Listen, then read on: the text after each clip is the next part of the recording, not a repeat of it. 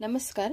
आपण मार्च 2025 मधील निधन वार्ता हा टॉपिक बघत आहोत. त्यामध्ये आज आपण बघणार आहोत मीना प्रभू. तर बघा, मीना प्रभू ह्या नेमक्या कशाशी संबंधित होत्या आधी हे समजून घेण्यासाठी एक ट्रिक सांगते. मीना प्रभू, सरनेम प्रभू. प्रभू म्हणजे काय? देव. देव कुठे असतो? तर आपल्या मनात असतो, आपल्या हृदयात असतो. आपण जिथेही कुठे जाऊ, प्रवास करू, समजा अमेरिकेत गेलो, नंतर गडचिरोलीला गेलो, अजून जिथे कुठे जाऊ, समुद्रातून कुठे प्रवास करून समजा गोव्याला गेलो, जम्मू काश्मीरला गेलो, तर देव कुठे आहे? आपल्या हृदयात आहे. प्रभू कुठे आहे? आपल्या हृदयात आहे.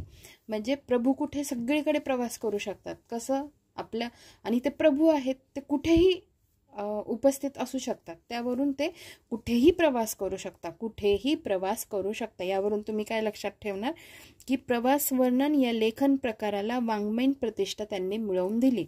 आणि त्यांचे जे काही लेखन प्रकार आहेत ते सगळे लक्षात ठेवण्यासारखे आहेत. म्हणजे लक्षात राहून जातात. सगळ्या देशांची नावं आहेत त्याच्यात, कोणत्या तरी प्रवासाचं वर्णन आहे. ठीक आहे, कळलं तुम्हाला? मेन मला हिंट काय द्यायची होती उत्तरापर्यंत कसं पोहोचायचं, आता आपण वाचून घेऊ. बघा, मीना प्रभू 1 मार्च 2025 रोजी वयाच्या 88व्या वर्षी निधन. प्रवास वर्णन या लेखन प्रकाराला वाङ्मयीन प्रतिष्ठा मिळवून दिली. माझं लंडन हे त्यांचं पहिलं पुस्तक. बघा, लंडन नाव आहे एखाद्या देशाचं किंवा शहराचं. माझं लंडन हे त्यांचे पहिले पुस्तक आहे. आता त्यांची इतर पुस्तकं बघा, प्रत्येक कोणत्या ना कोणत्या देशाचं नाव आहे त्याच्यात.